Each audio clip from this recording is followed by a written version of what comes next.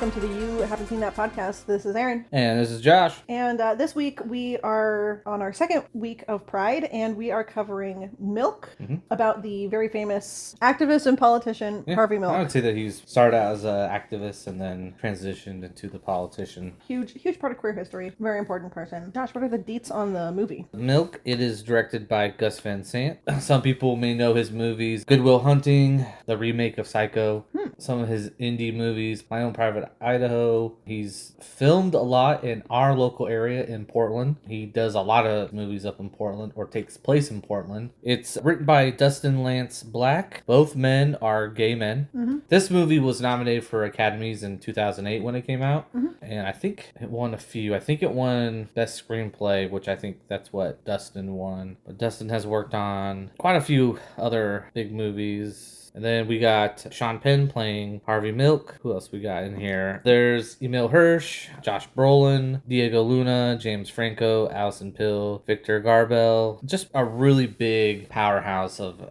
actors during that time when this movie was made in 2008. Like, they were all great actors. Though I gotta confess, I was a little bit nervous to see James Franco's name pop up in the credits, just because, like... That he's canceled now? Yeah. Pretty much? Yeah. Well, like, stuff he was doing does not sound like it was terribly... Yeah. above board. He used his kind of like celebrity to have sex with a lot of women, and there were a lot of younger women. Oof. Like kind of convincing him, like Oof. college. Yeah. Like when he was kind of like teaching, like I think it was like teaching of acting classes and stuff like that, no. from what I understand. Oh no. You know, if I'm wrong, people can write in comments telling me I'm wrong. But I was that's gonna what say. I believe I heard from why he pretty much got canceled. I wanted to look into it before the pod, but I ran out of time. There were so many things that I wanted to research, and it was so hard. Yeah, like I didn't get a lot of time to. I think when we were watching this a few days ago, because this is actually the first movie we watched together doing the podcast. We've watched, and I'm sure it was quite the experience for you. Yeah. Sorry. Yeah, we've watched all the other previous movies on separate days, and I think even like one time you came over because you couldn't find the movie, and I had Labyrinth. Yeah, Pan's Labyrinth, and I had left, and you watched the rest of it. But we straight up watched this one together, and then I also watched it again today. Just did you? Because like I said, I wanted to capture some of a little bit more of the history and do some more research on like how historical things were, and kind of wrap my head around some of that, which was hard to do on the first watch. Yeah, and I think we both kind of had a few drinks as we were watching this. Yeah, I did. Because I know I had a couple beers, and I kept having to pee. I don't know if you saw how many times you saw me get up. I had to pee quite a bit. Oh no, I was like locked in. Yeah, you were pretty locked in watching this one. I really was. Well, there was just so much. I don't know. Yeah. It was weird. I guess like for me, the biggest thing that I kept thinking about as I was watching the movie was how difficult it must be to write a biopic, because I don't watch a lot of biopics, and also, to be totally honest, I don't really watch a lot of documentaries. And so there were a lot of things about the movie that kind of kept bumping me out of the enjoyment of it. And on the first watch, I was like, maybe I just don't really like this movie.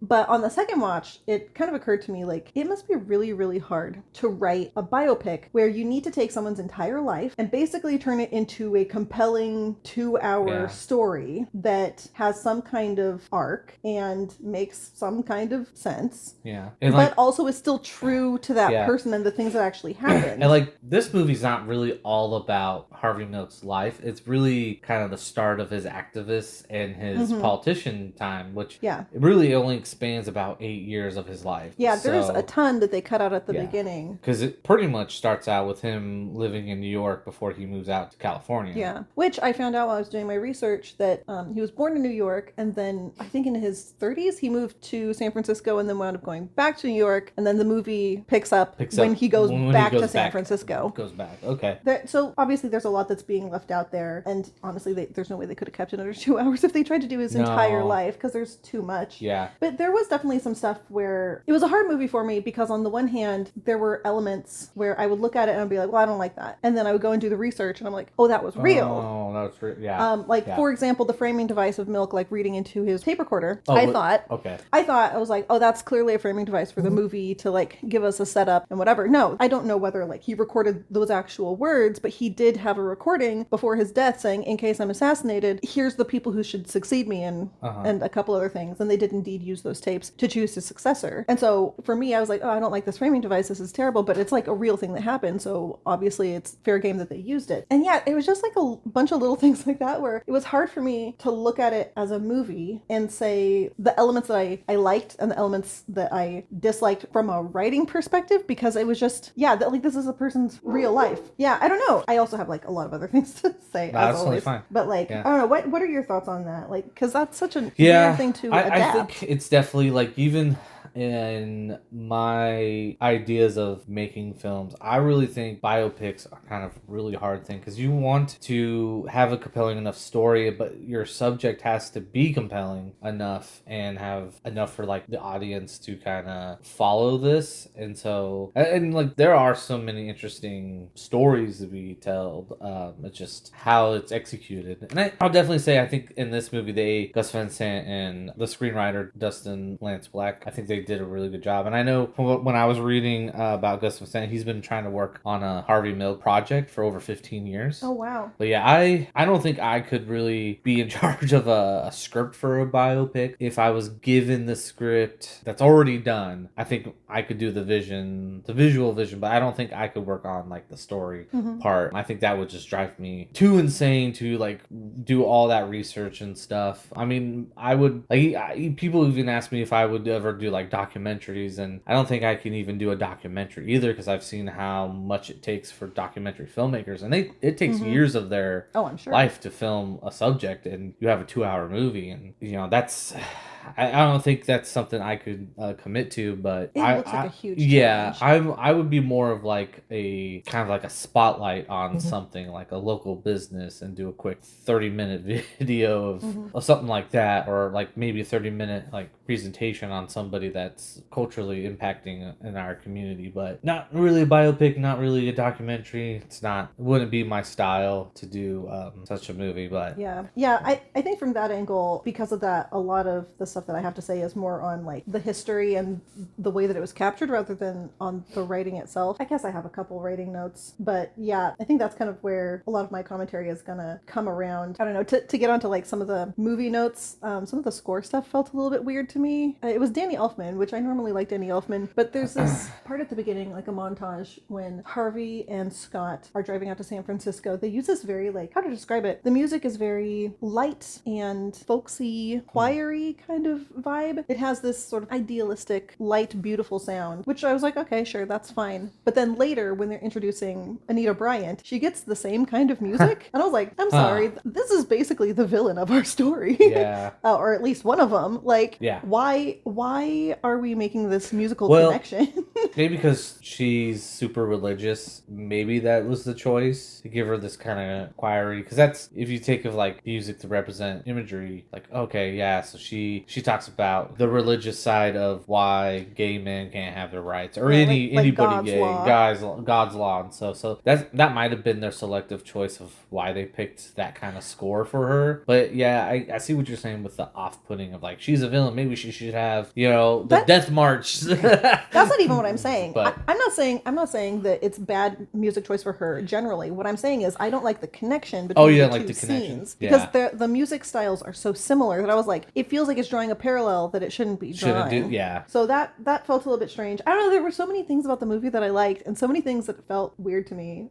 Another thing, and I might be stepping into territory that is not mine to step into. I know we have at least a handful of queer people who listen to this podcast, and one of the things that threw me, I would love feedback on this. One of the things that threw me were the sex scenes, because they felt weirdly sterile. I don't know how to describe it. Like, I've seen a ton of queer media, a ton of queer art, and no, I am not a cis guy, so like maybe there's some ineffable quality that I'm missing here. But especially the scene where Harvey and Jack are having sex for the first time, the framing felt really strange. And then the blowjob scene with Cleve and who was the other Oh, it was activists. one of the assistants. One of the other campaign Yeah. manager guys also felt very awkward. It was like maybe the camera wasn't sure where it wanted to focus. Maybe the actors were a little bit stiff. I don't know. If I'm off base, my Yeah. dear I think- queer listeners, please correct me. But it felt strange to me. And I was very surprised that the director is gay himself because it didn't feel... I also wonder if like they're being kind of conscious of how we represent these images of sexual activity kind of either properly and also like not get a rating that would not let the movie get released. So like an NC-17, because obviously like you don't... It's very interesting because like the whole rating system, like we could have a whole episode podcast about it. But I would be concerned that because they're showing gay sex that they would not get a rated R, that they would jump them to an NC-17. Yeah. And that basically kills movies. Will kill the movie. And so, and like this movie would not go anywhere, like not even get Academy nominations if it gets NC-17. You know, I hadn't even thought about that. I wonder if they were just being really cautious of, you know, yes, we do have gay sex. And like this is an important part. And this is of, it is important because destroying it shows the closet. Yeah, but we got to be cautious of how we portray it so that we don't get. I wonder. It may not, but that could be the potential thought process of that. So. That is so smart. I hadn't even thought about that. And this is 2008, so obviously, like, it's... Well, I would even say even still today because of who's in the rating system, who does the MPA. Yeah. It's not movie people. They're just regular people who get hired into those positions that are supposed to be family type people, and they make decisions on what gets the rating. I would love to hear your analysis of, like, the MPA versus the Hays Code. I am so curious about, like, some kind of discussion around that, because, yeah, that's something else. Yeah, that's actually really smart. I hadn't even thought about that fact, because I'm so used to seeing sex scenes that are, like, you know, not explicit, but, you know, the camera and the framing has an opinion, and in this movie, it felt so sterile, and that's actually probably a really good call. Okay. That's fair. That's fair. I would have liked something a little more... I wish it would have, like... relaxed. More relaxed, but, you know, it's interesting because sometimes I feel like some filmmakers and even the producers are a little cautious when it comes to certain things and when releasing things. I remember this movie coming out in 2008, and it's definitely one of those kind of movies that kind of gets picked for, like, the Oscar nomination, so it gets a limited release, and that's part of some of the guidelines for Oscar nominations is when it's released and how many theaters it can go into. Does it go into film festivals? So many little things like that. Yeah, I think definitely producers, because that's who gets the trophy. The little Oscar guy is the producers, unless the director is a producer. But the producers are the ones that get the trophy for when it wins Best Picture. So but yeah, that's probably my thought on the whole whole thing there. And fair enough. Honestly, I've seen some queer films and it's like going right in and like hardcore. Well, we like watched the first episode of Heated Rivalry right after this, and like I thought I was ready for it, and I still wasn't. I thought we were watching smut porn for a second. Like, what the heck? What are you making me watch, Erin? You know you like it. It's hockey, Josh. I do like hockey. I am a Vegas Golden Knights fan, so. There you go. Don't say the word Vegas to Heated Rivalry fans. You'll be eaten alive. Well, sorry. Before I get into like my more substantive stuff, the last thing I wanted to complain about was, I'm going to put this the way that I put it to my friend today. My friend called literally like the minute the credits started after I watched it today. He called to congratulate me on the new job I'm getting. Nice. And I was complaining to him. I was like, I'm going through the credits here because there is a scene that this movie owes me. The scene, huh? Yeah. Josh knows exactly what I'm talking about. That you wanted so bad. I talked about it through the whole movie. Yeah. And it never gave it to me. Yeah. Okay. The setup, I remember you're like, you're gonna set it up and not do it. Not pay it off. But, you know. Fuckers. Yeah, and I checked the end of the credits. They never do it. Let me explain the setup and what I expected and what I actually got. So, throughout the movie, particularly on, I think the first one is either Harvey's birthday or Scott's birthday. It's definitely a birthday. It's I remember a birthday. I'm not sure which. So, Harvey makes dinner. He lights some candles. Then he goes to the door to get Scott, but he's hiding a pie behind his back. And Scott walks walks in, he looks at the dinner, he's like, oh, this is lovely, and then he pies him in the face. Yeah. Ha ha ha, we chasing each other, we're in love. Cool, great, whatever. Middle of the movie, it's Harvey's birthday now. We're celebrating at the Capitol. He has a giant cake, or it might not be the Capitol, but they're celebrating in like some large venue. Big cake, everybody sings to him. There's this massive group shot, and right at the end of Happy Birthday, they pie Harvey in the face. Yeah. Cool, great, okay. Now, a little bit of queer history. In 1977, Anita Bryant, who is, like I said, kind of one of the major villains of this movie, and indeed of the entire queer movement, she was giving some kind of talk, I believe in Minnesota, Indiana, on live TV, and a gay activist came up and pied her in the face in the middle of her talk. And it was meant to be a way to derail the conversation, make her stop talking, humiliate her, but not hurt her. Yeah. And so they keep pieing people in the face in this movie. Anita Bryant is not like simply mentioned. She appears in archive photos or archive video. Yeah, it's archive footage. Yeah. A lot. Yeah. Which this movie does a lot of archive footage, which I love. Which is awesome. Oh yeah, we can get into that more because that's one of the things I really loved about this. But so she appears constantly. You're hearing her talk constantly. They do this big introductory scene about her. Like, she is a character in this movie, even though like she doesn't have a separate actor to portray her. Yeah. She appears all the time. And they never pie her in the face. I felt like the movie was betrayed you. The movie was edging me, and it never gave me the cream pie. Yeah. I remember I did a joke. I don't think you were paying attention, but I did a cream pie joke earlier. Well, that's not the kind of cream pie she wants, but anyways. I remember how frustrated you were with I'm still mad. With that night that we watched it, and I was thinking, oh, maybe they'll just show it, at the credits, because they did the whole this is the photo of the actual person, and then what happened to them, and like I thought they would have done that with Anita Bryant, but they didn't. I don't know if that was just like not necessarily to do out of respect of her, but out of respect absolutely not of just like, this is a movie about Harvey Milk. We're not gonna show that part out of like. But like that's the thing is it was so bewildering to me because the cream pies are not necessary for the film at all. So like if we don't want to reference it, then like don't reference it. It's not required in any way, shape, or form. If we do want to reference it, why didn't we include that most famous gay activist pie in the face? Because it was such an astounding moment of like it was a huge thing in queer history, and it just mystified me. And at first I was like, okay, well maybe this happened like after Harvey died, and so it's outside of the scope, and we want to like reference it to show like, yeah, we're in on the joke, blah blah blah. No, it happened in 1977. Yeah, before he died. A year before. And so I was like, why? I don't know if it was because like, I'm sorry, there is no one in the queer community who's putting respect on Anita Bryant's name. Fuck that lady. She's dead, and I'm glad she's dead. Her granddaughter's a lesbian. Rock on. Really? Yeah. Huh. But like probably a lot of church services turn that over. I shouldn't say her granddaughter's a lesbian. Her granddaughter married a woman. I'm not actually sure whether she's a lesbian or bisexual. But like either way, definitely queer. And are they trying to like reclaim it? But why would we reclaim a part of history that like went our way? I don't understand. Yeah. It made me so frustrated. I'm gonna die mad about it. I was gonna ask, what's the big significance in for Harvey Milk with the pie? Is it just something that he liked to do? Like, did you research into that, or is I didn't see anything about that at all. Nothing. So it intrigues me why they did it a couple times in the movie, like. And they had so much archive footage. It would have been the easiest thing in the world to pull the archive footage of Anita Bryant getting pied in the face. Yeah. Maybe whoever owns the footage just wouldn't release it to them.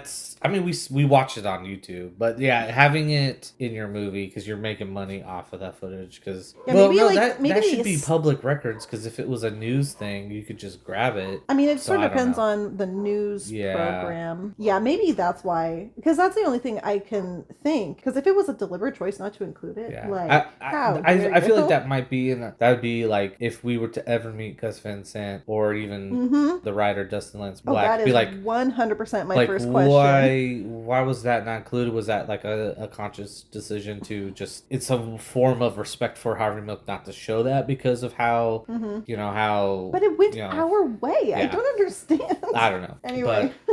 But speaking of the archive footage, I think that was a good choice to do the archive footage for some of those role players in the queer movement there, with like, not actually casting Anita Bryant's character and having her like reshoot her stuff. Like, just do like, we have archive footage, because they did that I think for some other things, like some of like the nightclubs that were getting raided, and like the beginning, and like a bunch of other things, which I think that is great for like biopics if you're able to get archive footage and then kind of splice it with like your own footage. I think that's pretty fun to do. Yeah, it gave it some nice texture. The one thing that it did, though, that is another like tick against the movie, is this gay movement is very male and very white, and like every queer movement is completely full of brown people and trans people and women. And I was in the archive footage, you can see there's a ton more women in those marches than there are in the film footage. And you were also touching on like any trans as well. Exactly. Like I there's feel like two drag queens in one of the big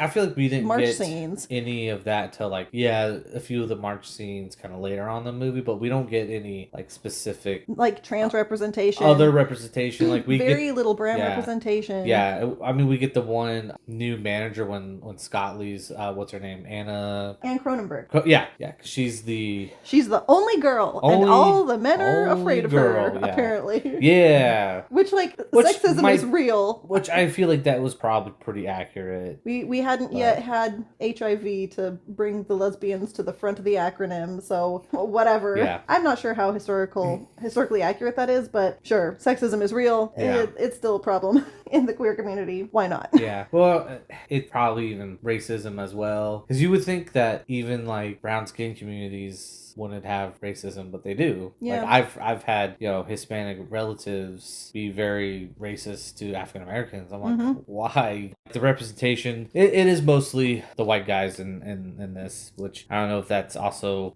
that feels very 2008 as well. The fact that the if they were even isn't better represented. Yeah, and even if they were trying to be more accurate and like just follow his main group of people, which a lot might of have them been were all white, and that's fair. Yeah. But like again, in all the group shots of the Castro, it's like all white guys. It's like they couldn't get any extras, because I did read that like a lot of extras came and did everything for free, and that's what being an extra is. You come and you've basically volunteer your time all day. But I think a lot of them for this movie were excited to be part of it. But even that, like, you couldn't have an open cast for, hey, we need all kinds of people. But exactly. I don't know. Well, and so. I wonder to what degree the Castro, even by 2008, had gotten like a little bit gentrified. And it's possible, because it does say that they tried to shoot like at the real places. Yeah, because the camera shop they actually shot there. Oh, that's so cool. Well, and I was gonna say it looked very authentic. I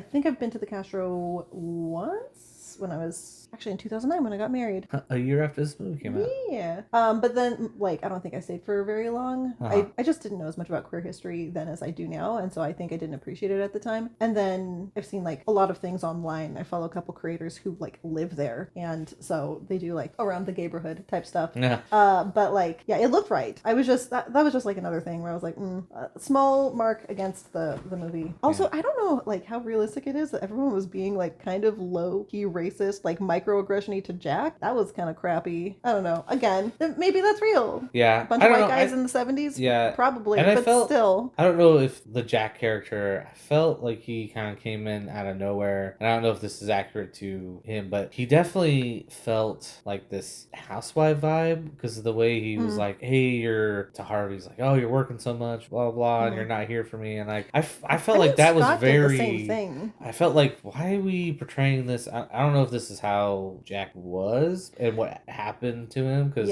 obviously he committed suicide. He hangs himself in the movie, so I don't know. Which is true. He did commit suicide. And like, he did a small amount of research that I was able to do on Jack. It does seem like he did kind of like randomly turn up and was known for being day drunk a lot. Ooh. So like, a housewife. A housewife rude. of during the of a politician. Yeah. Yeah. I don't know. I would like to have known more about him. Also, I love Diego Luna, and Yes. always happy to see him. He's a great actor, and if you have not seen him in the TV show Andor, it's a Star Wars show. Check it out. He is great. And if you haven't seen him in Terminal, that's the the movie that I fell in love with him in. Oh, he's so adorable. So I guess like moving on to the more substantive stuff that I wanted to talk about is I was really nervous to watch this movie because it's a tough subject. It's a tough subject, but also I was afraid of how sad it was going to be because, spoiler alert for 50-year-old history, Harvey gets assassinated at the end. And I was like, I don't want to watch something that's going to be this big, like, emotional slog. That's going to be next week when we watch Brokeback Mountain, and I will report back to you as a ghost after that movie kills me. Yeah. But I don't know, I was really nervous about it. And what I found was that, like, yes, it is sad when Harvey dies, but the movie doesn't, even though it includes that, it doesn't focus on it. What it's more focused on consistently is the effort and the work and the determination and the hope that everybody has to make things better. Yeah. And you get to watch them make progress. And that was like, it was kind of galvanizing. Again, movie came out in 2006. No, 2008. 2008. Yep. Movie came out in 2008. And so it's almost 20 years old. And there were definitely some parts where I'm looking at it and I'm like, my God, it's history doesn't repeat itself, but it sure does rhyme, like George Lucas said, where it's like, you know, they're talking about like, we don't want gay perverts teaching in our schools. Okay, now in 2026, we don't want trans perverts teaching in our schools. We have that, or we have the whole immigration stuff too. Yeah, a lot of the problems are the same. Claiming people are because that happened in this movie. Yeah, same. They're claiming that they're pedophiles when they're not, and then look, behold, a lot of the Republicans and the conservatives, they're the ones that are getting arrested for being pedos. It's not the ones who are crowing the loudest about other people. They're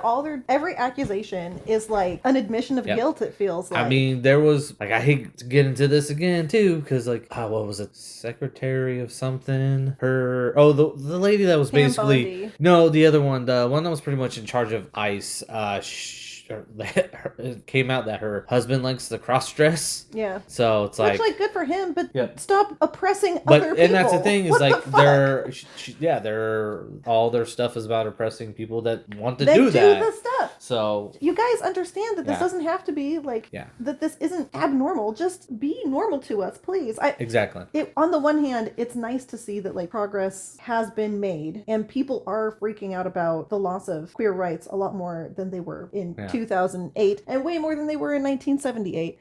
But also because during this movie it is following a lot of the states that are passing bills that are giving away gay rights, and then we're looking at today states passing rights to trans and gay still. Less on the gay side, which is nice, progress, but at the same time, like our trans siblings are still part of the community, and that's not okay. There's states that are still kind of discussing taking away, gay marriage rights. So the Supreme Court declined to relook at Obergefell, so gay marriage is safe. Oh, there you go. Boom, bitch. Also, people put it in your fucking constitutions so that we cannot have it removed. Put it in the U.S. Constitution. Again, it's frustrating to look at the parallels because so it was 30 years after the events when the movie was released, and now we're basically 20 years from the release of the movie. Of this movie, yeah. And again, it is sad to see the small amount of progress that's been made, but also like the progress is real, and the fact that so much more of society is cool with gay rights than they used to be. Like this is barely a contentious issue anymore across the entire United States. The percentage of people who think that gay people should be able to get married is like 80-90%. Yeah. It's pretty much everybody. Yeah. And it galvanizes me to think that like we can do the same thing for the trans community, but my God, how much effort, what a slog. Please. Yeah. People in power, just let us live.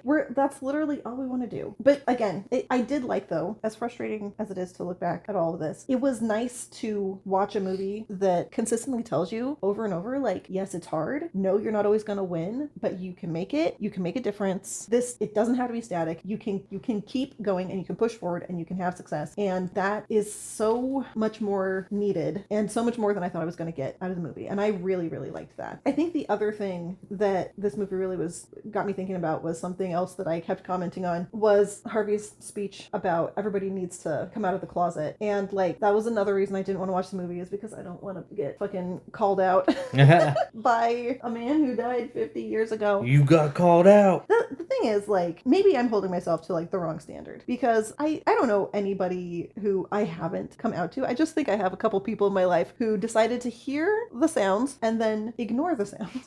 Yeah. Which is not my fault. You did your job.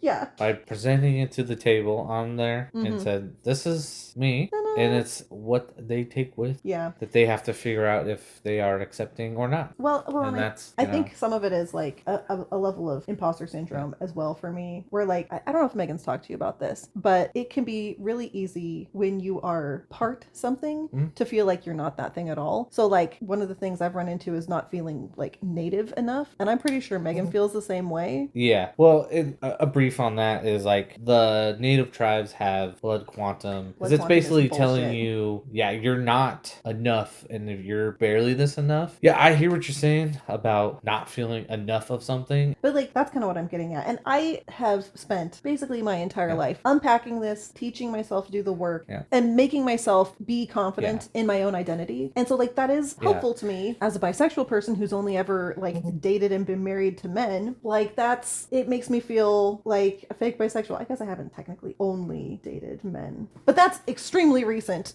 Yes. And so like, there's like a level of imposter syndrome there. And then like, being gender fluid is just nothing but imposter syndrome. And like, no one wants to hear me talk about this, but like, yeah. And so I think that's one of the things that made me worried about feeling called out during that part of the movie. Yeah, from this movie. Yeah, even though I've done the work, I felt like maybe it's not enough work or whatever. But it did get me like kind of thinking about his position of like, everybody needs to come out of the closet. And I think like conceptually, he's not wrong. That is very powerful. Having people recognize like, oh my God, I know somebody who's queer is huge. It's been hugely helpful to the movement in terms of like humanizing us and making us empathetic, like people that you can empathize with. But on the other hand, like it does still have to be a choice. And one of the things that I found when I was doing my research is that Milk believes so strongly in destroying the closet that he actually like outed other people. Honestly, I thought maybe they did that in the movie, but maybe they didn't do a scene. They mentioned they had him strongly encourage somebody, but that's not what I'm talking about. Okay. Well, while you're looking, the few things that I really liked, there was this really, so when they were talking about the whistles, because that's another big thing is the whistles. Yeah. Because whistles have been used for a lot of like kind of. It's currently being used for a bunch of the ice protection stuff. For all these like movements that are happening to fight, oppression and stuff. I really liked the shot that they did. I want to like praise whoever thought of this, because the shot where they have the whistle on the ground that one of the guys was carrying, who was killed by, we're not gonna say muggers. It was a homophobe, and that was a real incident. Yeah. So they have the shot where the whistle's on the ground. Milk and the police officer are in the reflection of this whistle, because it's a really probably like stainless steel silver like whistle, and they're having the conversation about the person and like what they could have done and all that. And then I'm pretty sure it's Harvey picks up the whistle. So like they set up the whole thing where they are actually getting their reflection there, and that was just so brilliant that it was very pretty. When he goes and takes it, like they're not in the reflection anymore, and he picks up the whistle, and that's the shot. Super awesome, very creative. Props to whoever thought, probably the director of photography or somebody in that department loved it. And then there were a couple really beautiful shots in this movie for sure. Oh, like I really like the shot where I think it's the memorial for Harvey, and they just have the street just full of like candle lit up, and they're and then they cut to the archive footage and you see it really was that big. That was awesome. But the one scene that I really liked when it's talking about coming out and how it's okay and stuff is when he's talking to the young kid in the wheelchair on the phone. How he's just like, there's nothing wrong with you, you're fine, don't do anything that you would regret, like, because the kid says he's he's seriously wanting to commit suicide. And I think Harvey was very much wanting to be a protector of Well, and he that, mentioned because he had like multiple partners. multiple It's partners. a huge Yeah. problem in the community, and it's like it's less big than it had been before, but it's still enormous, Yeah. enormous problem in the community, especially among trans folks. Yeah, because that kid was heading to, call back to But I'm a Cheerleader, was a conversion camp. Yeah. His parents were going to send him to Absolutely one horrifying. of those. So yeah. Getting back to what I was saying though, the person that he outed was Oliver Sipple, who Oliver Sipple. was in 1975. Someone tried to assassinate President Ford, and Oliver Sipple, who's this former Marine, like manages to like block the gun and prevent the assassination. And Harvey found out that he's gay, and he's like, we got to tell everybody that this like hero Marine is gay. Yeah, I see. Sipple did not want that. Did not want to, and Harvey just went on TV and said it anyway.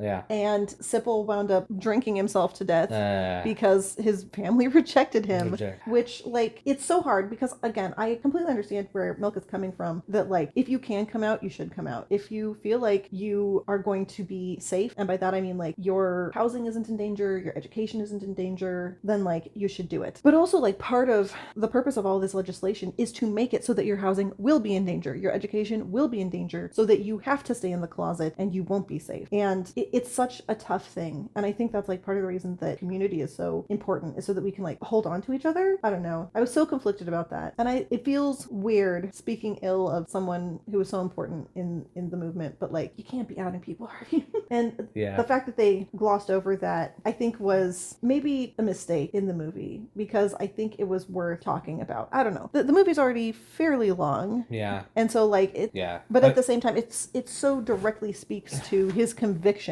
on the point that you like come out or die. They could have filmed something for that, and then when they are going through the edit and see like the placement is like, this don't fit anywhere in the movie. I mean, that's a potential that they might have had something like that, or it was in the script and they just took it out and didn't bother to film it. Those are probably the options, because like they were saying, like he had so much going on in this time span of like the 8 years of him being activist in California and stuff. I mean, that's a lot to talk about.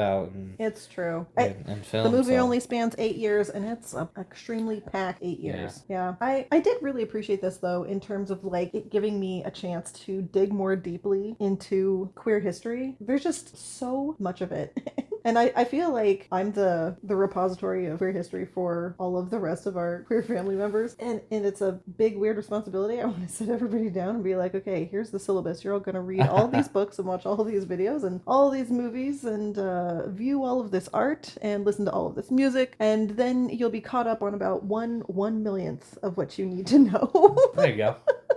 Yeah. And like, what is it? One of those things. Say a joke to say going to Erin's conversion camp. Yeah, it was just a history. Yeah. And art and literature and But it was fun though, because like even looking in the credits, some people who I need to look up: Frank Robinson, Alan Baird, and Tom. Oh no, I wrote his name really badly.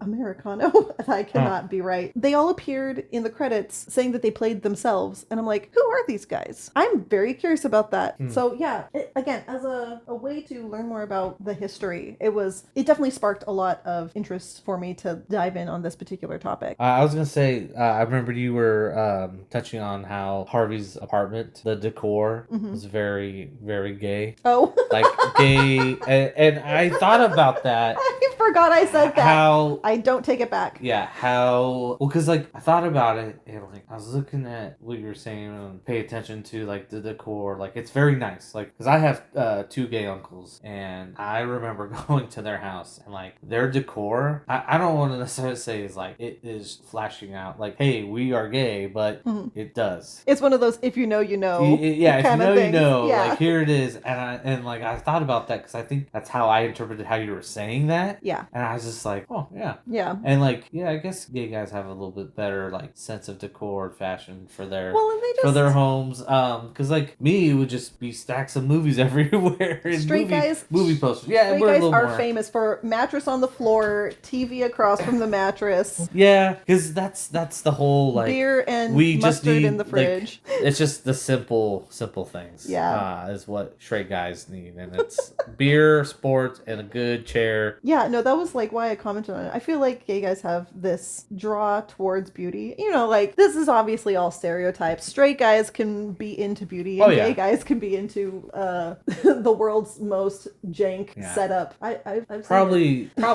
But again, stereotypically, straight guys with a little bit of money probably have a little more. Oh yeah, straight guys with money are famously into black, gray, and maybe if they're feeling really adventurous, a little bit of blue.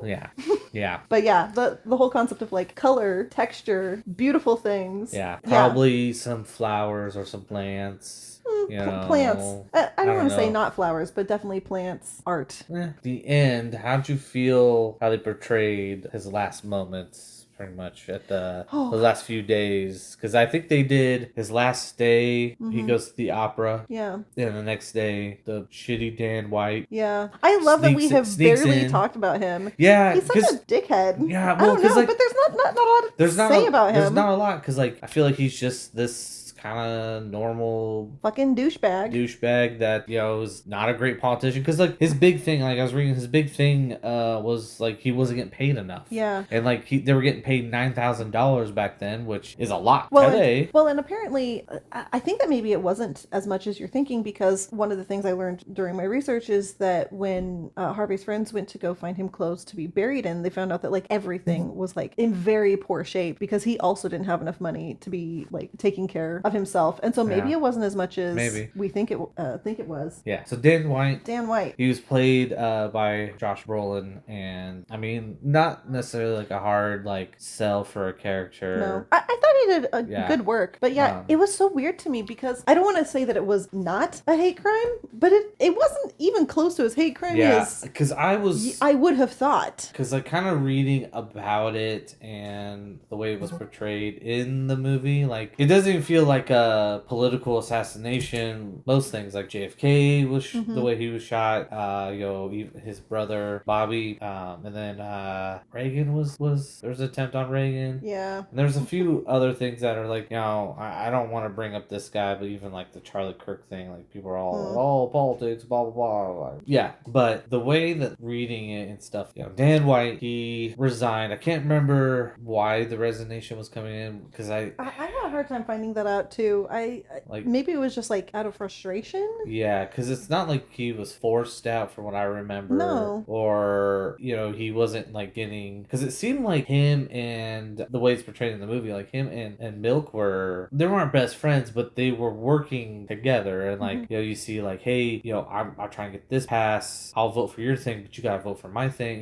They had like a working relationship where it didn't seem like they would be at like really odds at each other. Like it doesn't, like we were saying, like Nia Bryant is one of the villains. Dan White would be one too, since he kills our hero. But watching it, it's like he tries to takes back the resignation, and it says that the mayor was going to reinstate him, and that they show that in the movie, and then and Harvey and them does that. But from what I saw, it says there's other supervisors that did it. So in this movie, they make it portray like it was mostly Harvey, and that's how I think maybe it makes more of the impact of why the mayor and Harvey were killed. That actually makes me curious whether the other supervisor who was arguing against White, whether or not that might have been Supervisor Silver. I looked her up because her name just was so whimsical to me. Supervisor Silver is a fucking badass in her own right. She's still alive, and she was also targeted for assassination that day, but he wound up not getting to her because she wasn't in the office. And she was like one of the big coalition people with Harvey. She had been an activist in Mississippi and still is an activist, not necessarily for like super focused on queer rights, I don't think, the way that Harvey was, but just general human rights stuff. She sounds like a badass. And I wonder if she's also the other person who was like, don't reinstate this guy, because I don't know how realistic this is, but he was seeming like increasingly unhinged as the movie goes on, which would make sense for somebody who's about to murder people. And it seems like they're convincing of the mayor, because like it did say when I was looking up that they want somebody that was more more in touch with whatever district he represented, because it did seem like he was very old fashioned, because he was a military person. I think he was also a police officer at one point, Firefighter. Firefighter. So Catholic. yeah, so very old fashioned, and like it looked like that mayor was definitely into the progressive movement of moving forward with the gay rights, and like just kind of like moving away from like old fashioned like. Well, and clearly the city was down with it. Like they prominently show that the Prop 6 went down, as we were hoping, by a lot. Apparently, it was California struck it down by like 75% or something when the final count came in. I wonder if he was just really that out of touch with his district. I don't know. It's the thing about him being the founder of the Twinkie defense. Oh my gosh. I had heard about that when I was a kid, and I didn't realize that was him. So interesting. Yeah, to like when looking that up and seeing that the defense was he ate a lot of junk food, so it messed up with his brain chemicals. Yeah. And so it made bad decisions for him. I'm like, huh. But he still only got 2 counts of manslaughter. Yeah. I think he only served a few years. I think he got a 5-year sentence, only served a few, but did not matter because it tells you at the end of the movie that he committed suicide after being released because he lost everything. He lost his family, lost a lot. So that was actually something I was thinking about today. Is like, I wonder where his son is and how he's doing, because he would only be like maybe 10 years older than me. Man, if you're out there, I hope you're doing okay, dude. Yeah, that was my dad. Yeah, that's really crappy. Because it's just the portrayal of it in the movie. Like he sneaks in. Yeah. Because it says that he snuck in through like a basement window of the Capitol building or whatever the city office. It was because goes they around, had just put in metal detectors. And it's like, wow. So I feel like that defense of like, chemical amounts is like, well, he knew about the detectors, snuck in. Yeah, there was definitely some planning and forethought happening. Yeah, so that really ain't gonna help your defense, in my opinion. But court of laws are a little wonky here and there. It's insane to me though that you would get 5 years for 2 political assassinations. Yeah, that should be life sentence or potential death penalty in certain states. But life sentencing, at least 2 life sentencing. Yeah, for an assassination, for heaven's sake, you would need a really proper, like, not mentally capable defense. It's probably because like that. I'll say his last name is White, and he is white. So That's there you true. go. I thought it was funny that we had White running against Milk. I just couldn't. White Milk. White and Milk. Anyway, we're not running against each other, but you know what I mean. Yeah. Yeah. The portrayal of his death, I was really scared actually, because it goes slow-mo, and they show like the first couple of shots. They show where it hits, and it's not like crazy graphic or anything, but it is a little shocking. It was shocking and like a little more than I was expecting. And so when he's gonna shoot him in the back of the head, I was like, please just cut to black. I don't need to see this. And they wind up making it not very graphic at all, which I really appreciated. But like, I don't know, it was very sad. I wonder, I'm gonna out myself as a bad opera fan, but I don't actually know the story of Tosca, and I want to know how it relates to the whole narrative. Like, is it Tosca because he actually just watched Tosca before he died? Is it Tosca because it's thematically relevant? I don't know. Yeah. And I don't know enough about Tosca. Andy, I know you're listening. Drop down in the comments and tell me.